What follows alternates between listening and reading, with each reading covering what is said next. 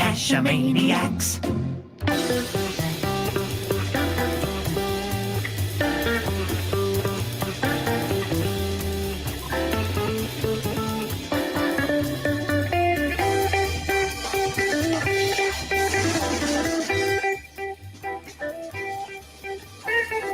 Geo Gearheads.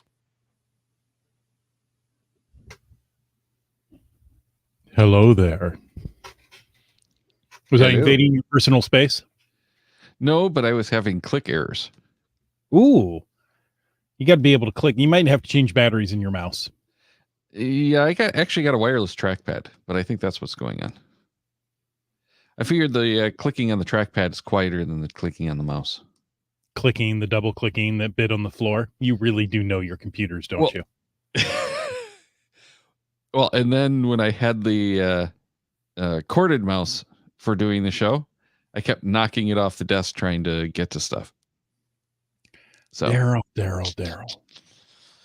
Yeah, the cordless trackpad really does work better for doing the shows. I don't agree. I got a mouse. See, and that's why your head is glowing. Because you have the mouse. It's just the radiant thoughts I'm having. People have called me radiant. You know, my dad thinks I'm very bright. He calls me sun. Wow, this is going to be one of those shows. Oh, you better believe it. I can do this all day long. This is probably worse than what we were joking about before the show, which was just not having the April Fool's show. April Fools. Yep. No show. Nope, no show.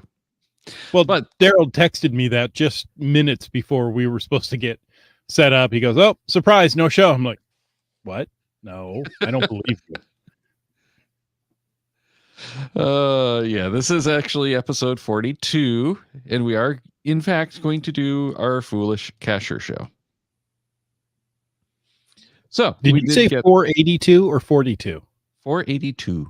482. Okay, I heard 42 for some reason. It could be. You know, I'm like crossing 40. My fingers because no joke, my internet is flaky again for the last week. Yeah, so I'm just crossing my fingers. It doesn't go too wonky before the end of the show. Okay. No, thanks for letting me know that. Yeah, after we started recording, of course. So, you know, I thought about what if we did the show an hour early? April Fools, you've all missed it. And we were giving away prizes this week. Ooh, that's right. Well, should we start right off? Let's do that. This has to be one of the greatest geocaching names I've come across. It's Jimbolaya with an exclamation point. Jimbolaya. Sent an email and said, my recent log for this cache, it's GCYTPB, along the Alafaya River in West Central Florida. I apologize if I mispronounced that. Everybody in West Central Florida will send me an email. He goes on, so after doing about a dozen caches in the Alderman Ford area, hold on, I'm going to arrange my screen so I can read this a little better. After doing about a dozen caches in the Alderman Ford area, I had the caches in this preserve on my to-do list. It was only 2 p.m., so I figured I had time to get the 3 to 4 caches here in this preserve. I started my way down the red trail and quickly came upon 2 ladies on horseback heading back to the parking area. I soon had the first 2 caches in hand along a nice wide trail. And there was one area where the stream crossed the trail that I removed my socks and boots to gingerly walk across. After about half an hour, I came to this location. As many other seasoned cachers, I failed to read the cache page before setting out. We all do it. Once I got there, I figured out what I had to do. Crossing on the logs didn't seem to be an option, as they either did not reach across or had a large bow in them. I did not feel I could balance on them. So after I walked up and down the bank a few times, I found a spot that looked reasonable to cross. Did I mention it was around 65 degrees with a 10 to 15 mile an hour breeze? So Well, okay, let me interrupt and say that's warmer than what I've experienced here today. So you're not getting a lot of pity for me on this one. Yeah, we had snow today here, and Ooh. it was 27 degrees Fahrenheit when I took the dog for his morning walk. Okay. So this sounds very appetizing to me as Yeah, well. isn't it very nice? I would do this. Yeah. Yeah. GSM times 2 says you got jambalaya correct. Nothing else matters. So it didn't matter if I pronounced the name of the river properly. Thank you, GSM times 2. Okay. So 65 degrees, 10 to 15 mile an hour breeze. So I took off my boots, took off my socks, did a quick look around, and then took off my pants. Yes, I crossed the river in my tidy whities. I started across and the water got past my knees. This was okay, but by the time I got to the far side, the water was over my waist. The scene from Seinfeld of George Costanza lamenting about the shrinkage came to mind. That's a great episode. If you haven't seen the shrinkage episode of Seinfeld, you've got to go watch it. The bank was very steep on the far side, but I found a down tree and I was able to pull myself out. Now, on the other side, I quickly pulled out a small towel out of my backpack, dried off, quickly slipped on my pants and shoes, then made the 150-foot walk to the ground zero and was happy to quickly spot the cache. Unfortunately, the container was completely full of water. The Write in the Rain logbook was completely saturated. I did my best to make my mark, emptied the container, and made my way back to where I could cross back over the river. Quickly, I took my boots off again and began removing my pants when I saw a couple with 2 small kids show up across the river. Crap. Quickly pulled my pants back up and gave them a wave and chatted a bit. They had fishing poles with them, so they were clearly going to be here a while. Well, I had to get back across. So this time I did it with my pants on. I sat down at the picnic table and got my boots back on and chatting with the dad about the local fauna and flora. I said my goodbye and made the squishy and moist hike back to the car. Thanks for the fun. Favorite, of course. Oh, hey, at least Jambalaya had a towel with him, right? Yeah, so he's not totally unprepared, I guess. No. Having a towel is the primary tool you need as a geocacher. Trust me. I don't know if I would go for the primary tool, but it is definitely an important one to have at all times. Yeah, but this is that same old thing that we all have done multiple times in the past, and it rears its head in many forms. Mm-hmm. Just failure to prepare, failure to read the description, and I honestly don't know the last time I've actually gone and read the description on something that's like a traditional cache. Right. I tend not to. If anything, I'm going to look at the hint. And the hint's not sometimes too said that he got the cache quickly too. Mm-hmm. Exactly. So once he was there, it was easy. It was just getting there. I didn't bring the replacement log, I guess, for the unusable Write in the Rain logbook. Well, now I don't agree that the Write in the Rain is unusable. I mean, display. He was saying that it was he couldn't make his mark. It was right. The log was saturated and he couldn't write on it. But their display for Write in the Rain has the logbook under a tap of water that recycles, 24, and you can still write on it. So it depends on the tool he had. Perhaps if he had a ballpoint pen or a felt pen, no. Yeah, certain types of ink work well, Mm-hmm. certain types don't. So that's definitely an issue. But I've had some of the Write in the Rain paper that's gotten so saturated with water, and it's not in a pool of water, it's just sitting in a baggie that has enough water in it, that even using the Write in the Rain pen, I can't write on the material. Interesting. You get a little bit of a mark, but that's about it. And it gets worse when it freezes. I've had those freeze where it just does the same thing. Oh man, I haven't come across a frozen Write in the Rain. Yeah, I've run across many of those. GSM times 2 is still talking about shrinkage. He says tweezers are the number one tool because of the shrinkage of geocaches in general. And Merlin1392 says getting stuck in the mud and having to call 911. Yeah, that's a foolish cacher. Yeah, that might not fall into the failure to prepare so much as the overconfidence or stuck in the mud or the sand. Doesn't matter. Yeah. We've been there. And then Limax says the continuous foolish thing I do is not taking enough water or completely forgetting to take water. Yeah. Or I'll add to that just not wanting to bother taking water because it's going to be, those 2 or 3 caches down there. Yeah. I mean, it's quick and easy. I'm just going to get out now. I did a long hike.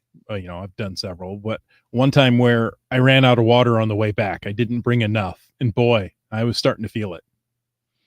Like, I should have taken more.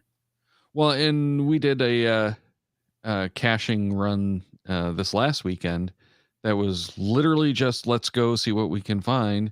We have the one adventure lab that we had to abandon because of muggles. We have this one that was on the Wife's Alma Mater's campus. So let's just hit those and see where we end up. And we had water. We just didn't take it out with us and, realized, hey, we're getting dehydrated out here. We're having a lot of fun. We're just forgetting to drink. Exactly. And temperature doesn't matter. Just because it's warm doesn't mean you're going to get dehydrated. You can get dehydrated in the cold as well. Oh, absolutely. And this was one of those days where it was warm, but not that warm. It started off cool, but it did warm up nicely. And that, I think, also contributes to it, is the temperature changes will deceive you. Mm-hmm. Mm-hmm. Limax said he did the run on Monday, hardly had any shade.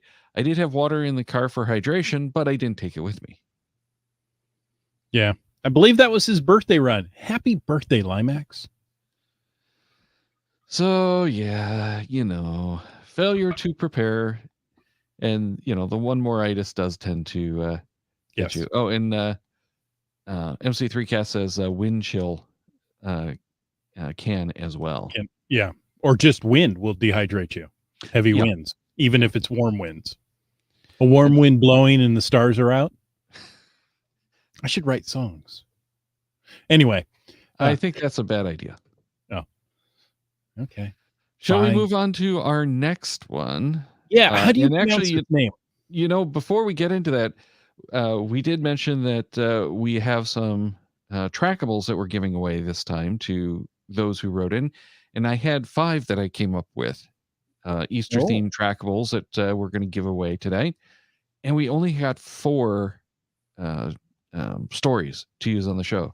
So anyone who did submit something that we're using on the show tonight, get in touch with us at geogearheads@cachemaniacs.com. Send me your address and we'll get these trackables out to you. So again, that's geogearheads@cachemaniacs.com. So if you had sent something in, you would have been guaranteed a prize. Well, I don't want to say guaranteed, because if we didn't get it, which has been happening a lot lately, thank you, Googles. True. So the 4 that we got and put into the show got the I don't want to call them prizes, but the free gifts. There we go. All right. So let's move on to GSM times 2, who emailed, my foolish moment happened today, but this was not today. This was when he emailed us. It is fresh on my mind. Bellagio and I took it. Bellagio, sorry. Why I keep wanting to do that. Well, if you read it, it's spelled Bellagio. But yes, but I know better. Yeah. I obviously don't. Anyways, Bellagio and I took a 3-day trip to Needles, California, gathering information to create our Route 66 series adventure labs. The evening before we headed home, Photo Mom made his his adventure lab for the series public. It is east of Barstow, right on our route home. That made it a must-do. For a bit of background, when Bellagio and I do adventure labs, I use my phone as a hotspot.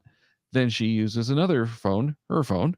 That way we don't have to log in and log out at every stop. So there we are, clicking off the stops from Ludlow to Daggett, 43.6 miles. answering the questions, racking up the finds, and generally having a good time. Most adventure labs in the Route 66 series have 10 stops.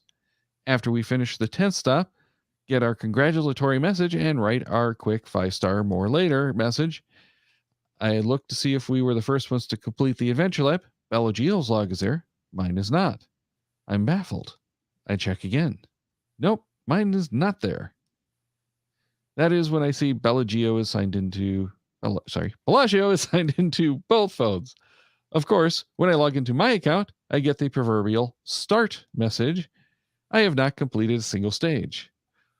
Oh well, it is what it is. Undoubtedly, I'll get back to more Route 66 Adventure Labs, including this one, but I feel pretty foolish now. And yes, she was the first to complete the Adventure Lab. And he's provided a link to Route 66 Adventure Labs, which we will include in the show notes for anyone who wants to check those out. Oh, Bellagio sabotaged you, GSM times 2. It was all her thinking. First of all, I mean, she must have had her paw set up to, log into the phones, because obviously that's what a dog does. Or facial. Oh, it could be facial. Yeah, it could be facial. But I'm thinking it's revenge because she was mad at you for not enough cookies. Treats. Yeah. Mm-hmm. Mm-hmm. I can give you a little story of cookies just this week. Uh-oh. My dad and I went out right around 11 o'clock, which is, the time for the dog's treat. And she knows it. She knows the exact time. Of course. So he takes the bone and goes out to the car. He's going to give it to her when she's in the vehicle.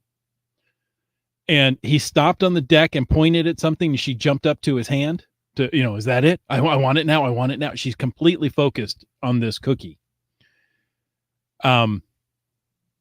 He walks around to the back of the car, hasn't opened the hatch yet, right? You open the hatch, the dog jumps in. She jumps up on the window, tries to get her paw onto the rear windshield wiper. I'm convinced if we'd let her go for another second, she'd been up on the roof.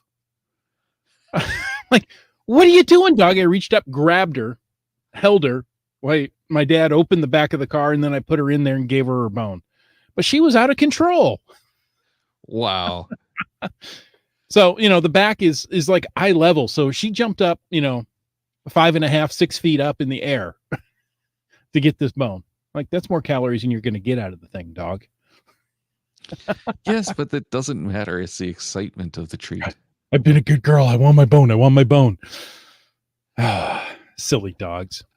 Dogs are so much fun. So, mine just leaps up on cars. It doesn't log people out of geocaching apps on a phone. So I've got to up this. So yeah, I've done things like that. Where, you're going through it and you realize, oh wait, something went wrong, and none of this counts now. Well, I'm thinking this almost fits into that like over preparing category.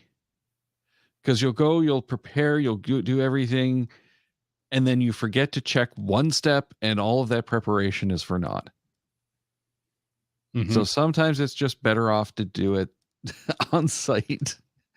Like I've gone nowhere near as frustrating as this is, but I've gone and done like templates for events or stuff like that. And then I find after my 50th cache that I forgot to change to that template. I'm using the default template. Or you're using the one on the last cache run with people you're no longer with. Exactly. Yeah. That's worse, but yeah. Like, it's just a few. I'll go edit those when I get home. And this is why I almost always delete those one-time use. Oh, okay. Because I've done that before. And then you feel really bad because you have to go and do it. But it's also why I tend to not submit my logs right away. Mm-hmm. I'll keep them on the device and then submit them at the end of the But run. Do you go back and check them? I don't check them all individually, but yes, I usually go back and check at least one of them. That way I make sure everything's working right. GSM times 2 says, oh, I hope my story made it. I'm pretty sure it did. Oh, he was too. It made it. And he also says she did it, meaning Bellagio did it for sure, logging him out, logging her in. Obviously. Who else would do it? It was just the two of them. It may have been my fault, he says, but I don't think it is. Merlin 1392 says, you think? It's always good to double check. I've taken so many blurry pictures of virtual caches to log later. No. Yeah. Yeah, and that's another one that kind of goes along with that is I like to do my logs or my emails for like Earth caches in the field, and I always save it to the one I'm using now is Notion, so that if something goes wrong, if they don't get it, I can always go back and grab it again. I've had some data issues from time to time that have prevented like Evernote when I was using that and prevented the emails, so I end up with nothing. Yeah. So having those photos on the camera roll is really good backup as well. Yeah. And much like you were saying, I use Notepad on the phone there to copy my logs. So, I'll cut and paste, right? I'll type in one. It's like, great. This is one, I'm out caching with so-and-so on, such and doing such and such. Great. And I copy and put that in the notes, because from time to time they just disappear out of the clipboard. Like, why? I used it 10 minutes ago. Why is it not here now? Fine, instead of typing it over and over again, which I have done, just put it into notes that I can get back. I've also found that if you're close to the center of the map in Cachely, you'll click and it'll copy the coordinates into your clipboard there for you. Thank you, Cachely. That's not what I wanted right now. Yeah, that's kind of a feature I almost want to turn off. It's a handy feature. I don't know if you can turn it off. I think that's what I'm saying. Oh, I think I want the option to turn it off. Yeah. So Limax says, last time I did a bulk log submission at the end of the day, I really screwed up and put the wrong year on the cache logs. Oops. Is that such a bad thing if it's like in the first month or so of the year? Yeah, no, but I mean, it could ruin your milestone, right? If you've done a certain thing for a milestone. If you're actually logging that as the cache log date, not as just the date in there. Because I also do the date in my, actually I do the time, I don't do the date, but I do the time in my description, in my log. I do too. Just because I've run into enough other logs from the same day, and it's kind of nice to have that when I'm there. Do you put it on the physical log or just the electronic log? Just the electronic log. Okay. It's part of my timestamp in all of my, I shouldn't say all, because a lot of the times if I do a cache run, I pull that off just because I do have the tendency to forget to click save on the log. So it's going through. It's like, hey, wait, I still have this cache that I haven't found. Yeah, right. We found you that found one. 1, 2, 4, 5, 3, 7. Yeah. I'll adjust the time in Cachely for that log so that it falls in the right order, but I don't know that the time is actually the right time. So yeah, I'll tend to leave them off for the bigger cache runs. For the smaller cache runs, I don't tend to make that mistake, and I leave it on because it's also nice to see, okay, this is when I started and this is when I end. Right. And that gives others a good idea of what to expect. Though at this point, don't take my logs for any kind of indication because we're stopping and shooting throughout the process. We try not to spend a whole lot of time, but it's always going to take more time for someone who's vlogging than someone who's just finding caches. Exactly. I've been putting the find number in my logs through, what are they called in Cachely? Shortcuts or something? Yeah. So it's interesting when you're interspersing adventure labs in with your cache finds, how the numbering, I found 5 adventure labs, but it only counted like 3. My find count only went up by 3. And then the next one has the next 2 on it. So it's like, oh, that's weird. Yeah, I think that's actually an API issue because I've seen that where I'm not getting the updated fine count when I go into my profile too. And Renee gets very angry sometimes. Not like really, but she'll be like, "Hey, I just logged these. Why don't I have more fines?" Mm-hmm. Just hasn't updated them. So yeah, it's interesting now that you put that on there, and I just happened to look through my logs, and I'm like, what just happened here? Why aren't these in order? I did these in order. Well, which actually brings us to a foolish thing I've done multiple times, which is think I'm hitting a milestone, but I'm off by like 2. Yeah. And I admit that at least once, I think it was actually because I had a log deleted. I fudged the logging order so that the good cache would end up as a milestone rather than the, LPC. Daryl, I can't believe you. No, I know what it was. This was like early on. It was pre 1000, I believe. But I had double logged a cache inadvertently. I logged twice when you could do that. Found the error, and then had to go back and fix it. Mm-hmm. So yeah, there's a macro in GSAC and in Project GC, which is how I Project GC. Yeah. Now, back in the day, we used to the local event coordinators around here would allow you to log the event, and then they would have a special event only cache. So log it again. Right. That really screws up those things.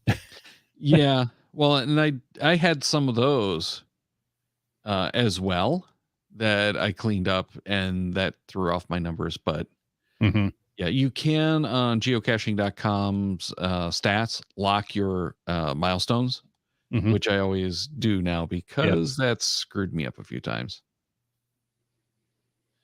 Well, let's jump on to another story. This comes from my favorite Bob, Buffalo Bob. It says, several summers ago, I was solo paddle caching on Floyd's Creek, a small creek near Louisville, Kentucky. Now, was he solo caching, meaning he was with Han Solo, or was he by himself? We don't know. I think he was with Han Solo. I think he was with Han Solo. Okay. Most caches were zip tied to trees along the bank, so leaving the kayak was not necessary. But I came to one cache the GPS said was about 30 feet from shore. I've got a rope. I should tie up the yak while I go. Should I tie up the yak while I go find the cache? Nah, I'll make the quick find, log in, get back to the kayak in time.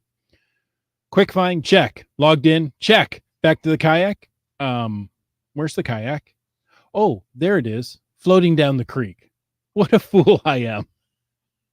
A comical sight it must have been, me scrambling hurriedly through the mud, brambles, and nettles, chasing a kayak floating riderless down the creek. Fortunately, it got hung up not too far downstream, and I was soon back in command of my ship. A funny story. It was very close to being a not so funny story. Yeah, and we should probably clarify when he's talking about solo paddle, we're not talking he's using Han Solo as a paddle. He's using the Blu-ray of the Solo movie as the paddle. Okay. So he just what else are you going to use that movie for? A stick with a Blu-ray screwed onto the end of it. Right, as the paddle. Yeah. Yes, that's the solo paddle. Solo paddle. Gotcha. Right. And if he got the special edition, there could be 2 or 3 on there, so it gives him a little more paddling power. And if you got it at the right time, they'll give you an extra copy just to move the discs. Get rid of it. Yeah. I kind of like the Solo movie. I like it the first time. It's not one that I could. I tried and I couldn't rewatch it because after you've watched it once, it's like, meh. Okay, I'm gonna have to go back and try again then. Yeah, definitely. Well, and it might not be as hard to watch the second, third time after you've given it some time. But when you rewatch it a couple of days later, yeah, it doesn't have that rewatchability. But that's one of the things I like about some of these more intricate movies is after you've watched them the first time, you watch them the second time and catch all those things you missed the first time around. And I'm not talking the continuity errors, though. There's certainly a lot of those. Several of those. Buffalo Bob says, and I thought there were no witnesses. Oh, yes. You know, there was probably a family with 2 small kids fishing just down the bank from you. So good thing you left your pants on, Buffalo Bob. You know, he didn't say he didn't. No. This is true. He had no indication of the state of his clothing at the time. But GSM Times 2 says, I wonder if that's what happened to his Wonders of the World. Bellagio did the same geocaches. She completed all of the wonders. He was too short and out of order, perhaps, but hers actually took. And that happened to us the other day. Renee actually got caches that qualified somehow. We have no difference in the logging, but for some reason, she completed the solar Wonders of the World, I think it was, before I did, and it's the same caches. There was no changes. And we're both logging through Cachely, submitting the logs along the way so that we could get those. How that got messed up, we have no clue. It just doesn't make sense.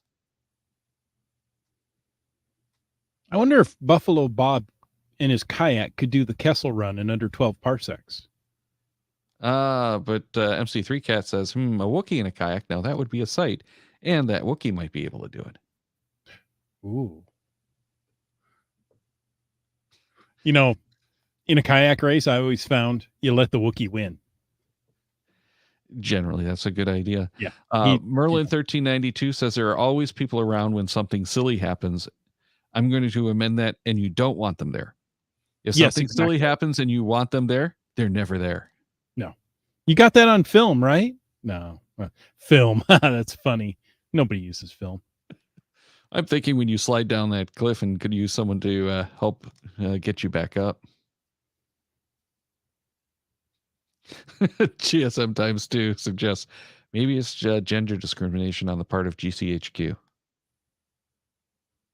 Oh, yes. For the, I would think so. I would go with species discrimination.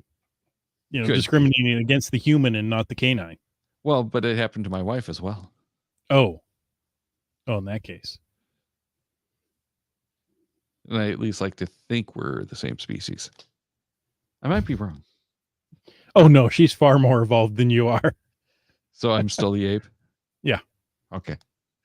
Let's move on to... who's reading this one?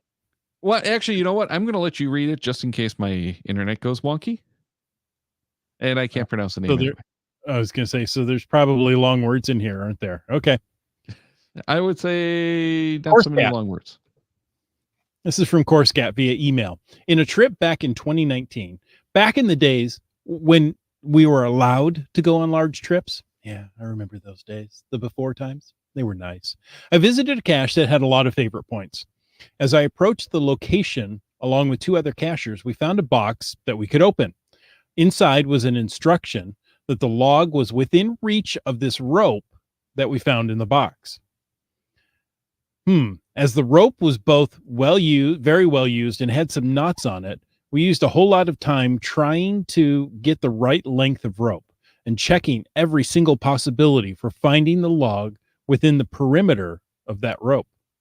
We spent at least 30 minutes in that location, surrounded by a whole lot of flying insects that were trying to eat us. At the end, we just had to leave in order to keep the rest of the trip safe for us. So there was a DNF reported. In the evening of the same day, about 6 hours of drive time from that cache, I looked at some pictures I had taken at the beginning of the search, and I realized where the log actually was. Right now, I am 9 hours of driving time away from that cache, so I guess that blue face will remain on my map all the way till the cache is archived. You know, I've done that many times, but usually when I go back, it's not where I think it is either. Mm-hmm. So you can take some solace in the possibility that you might still not know where it is. There was one leg of a geo tour, one stop of a geo tour that when I went to go do it was flooded. Couldn't go in there. Well, I probably could have. I was not willing to remove my pants because there were houses within view. Oh, sorry, Daryl, you were drinking. That's fine. Did water come out your nose? No. Oh, I okay. got it in time. So that Geo tour remained unfinished for me, even though I'd done, I can't remember, let's say 9 of the 10 steps. So I had no souvenir, had a DNF right there in that middle of the thing. And it was, like a 4-hour drive from home. So it's not something I'm just going to pick up and do. It was a couple of years later when my wife and I were down that way again. We're like, oh, hey, we're near this. Come on. I'm driving to this one spot. I don't care what else we have planned for the day. I'm going to get this. And walked right up to it. There was no problem. Yeah, and some of these are those ones that it's like you just have them nagging at you until you get them, and you have to do the trip to make it out there. I mean, I had 9 out of the 10. Why couldn't I get the souvenir? Yeah, definitely. Wet Coaster says, I was trying to get a gadget cache outside of Calgary. According to the CO, I found the way to open it up, but didn't realize it there until after I left. So, yeah. Mm-hmm. Well, and I've had a few of those where I've emailed the CO and told him, hey, this is what I tried. He's like, yeah, that should have worked. People have been forcing it when they close it, and it gets a little sticky sometimes, so you might have to push it. And I'm just not willing to break a gadget cache, so I'm a little too gingerly with them. Yeah, I'm the same way. Oh, okay. So Subway Mark came into town, and Wits End and I took him out geocaching and a meal and the whole bit. Let's go do this gadget cache. I've heard really good things about it. And it's a multi-step gadget cache, and we find the first 3 steps really easy. We can't get the lock undone to get into the final. That we have the combination, but it won't work. And they're sitting there. Well, it's kind of like a bike lock. Let's see if we can, fiddle with it until we can feel with it. No. We had to be there 45 minutes, and finally Wits End got it. And it's like, the numbers were off. Instead of a 1, it was a 4. Oh, well, okay. So, we got into it, but it was one of those things of like, we looked at each other like, are we just done? I don't want to break the thing to get into it, but we're right here. Everything we have says this combination should work, and it doesn't. So anyway, I messaged the CEO and let them know the combination changed. Oh yeah, that happens from time to time. I'll get down there and fix it. It happens from time to time. Really? Yeah. Okay. Well, if you can adjust the combination on the locks, it can always slip, especially with someone, hits the button that lets you adjust it as they're trying to reset it. Wet Coaster says, I needed to enter the word into a lock, and all I saw was a fuzzy light. The word was the color of that light. Meanwhile, GSM times 2 has a new drinking game for you, Chris. Whenever I take a drink, then this is my code for the day. Drink. Wait. Try to get Daryl to laugh all the water out his nose. That's all it comes down to. Gonna have to work on that. Okay. Yeah, I would appreciate it if you don't. No. Okay. I'm still gonna try. Limex says 9 hours is nothing to go for a cache. I'm driving 3.5 hours one way for one cache tomorrow. That better be a doggone good cache, Limex. Sometimes I feel I have to drive that far to get a cache that I haven't done anyway, though. Yeah. A new cache around your area. Yeah. Yeah. Yeah. We've actually had a few published recently that I can't get. Why not? In Canada. Oh, though they're within your they're within the notifications, but they're just the other side of that border I can't cross right now. All you have to do is tell them you're driving to Alaska. I don't think that's going to work, especially when I come back the same day. It's part of a series. Yeah, I feel your pain there, Limax. Yeah, and that's one of the sad things. I really wanted to try to get a whole bunch more of that Michigan State Park series done this year. But with the way things have been, I have not been able to get a way to do anything. Yeah. We got all of our local ones.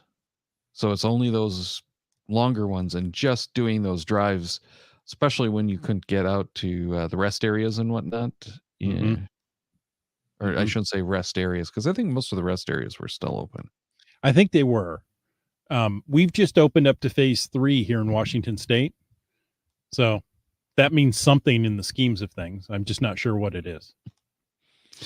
Yeah, I think that we're getting closer to locking down again because our numbers are spiking.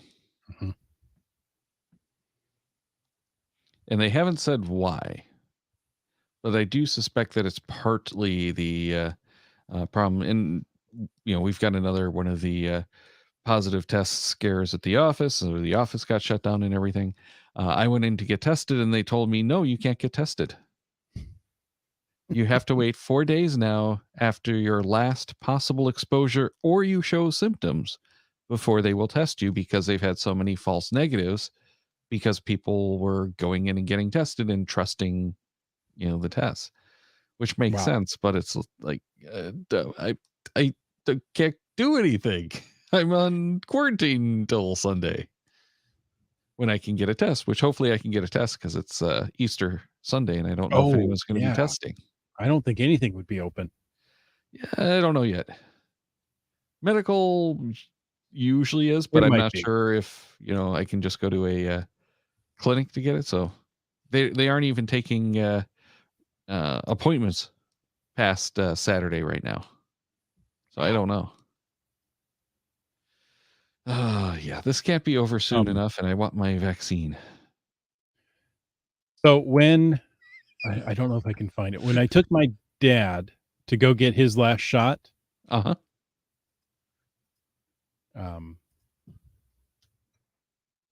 Gotta see if I can pull up a picture. Meanwhile, Wet Coaster says Michigan's problem may be because you're too close to Ohio or to Ontario. See, I've got Ohio on the brain. Yeah, you do. Okay, so I found one. This isn't a great shot here. Buffalo Bob says spring break, which I'm not going to negate. Well, that doesn't help. I want a better picture. Merlin 1392 says true. It's the Canadians in cohort with the Chinese. Yeah, exactly. Well, and Merlin also said that you can get across the border because you can say it's your job. Oh, I have one contractor for the company in Canada, maybe I can use that as the excuse. Exactly. Okay, so when I took my father in to get his last COVID shot, people were walking around and they looked like minions. They had these yellow personal rain covers. It's a small room, right, that covers you from the waist up. There's zippers in it that you can get your arms out and that you can get your face out. And it's the funniest thing watching these people walk around in these things. That is just bizarre. Have you seen anything like it? Not in person. I've seen stuff in like videos. Yeah, they looked, because they were bright yellow, they looked like minions walking around. It was the strangest thing. Yikes. Yes. So let's see. It's a protective personal pod from Hammaker Schlemmer for only $50. Wow. $50 from Hammaker. Yeah, that's not too bad, really. Here's the brand they were using. It's called Under the Weather Shield Pod, a one-person pod from Amazon for $90 or $80. So it's more expensive from Amazon than from one of those overpriced boutique shops. Yeah. But I was thinking, that might be kind of nice if you're geocaching in the rain, right? You could pull the log inside. Muncie might be a problem because you probably can't scan so well in the rain through there. through the clear plastic, you might be able to. You might be able but to. you're going to get the water drops. Oh yeah. So it might not work so well, for the QR codes to scan. But yeah, that could be cool for all that kind of stuff. Yeah.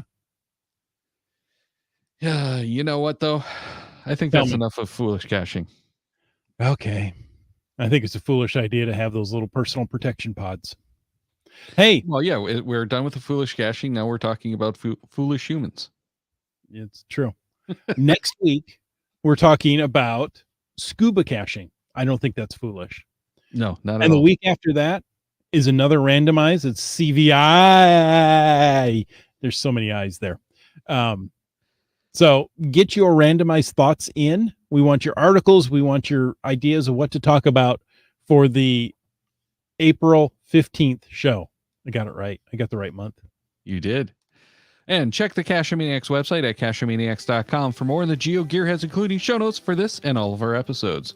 We love hearing from our listeners, so leave us feedback by emailing geogearheads@cachemaniacs.com or through social media. Your support helps keep the Cachemaniacs shows coming.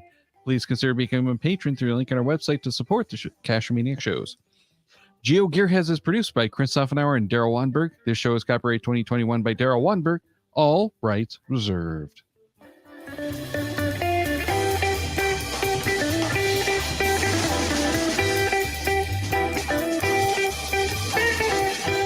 Cash with a Cachemaniac.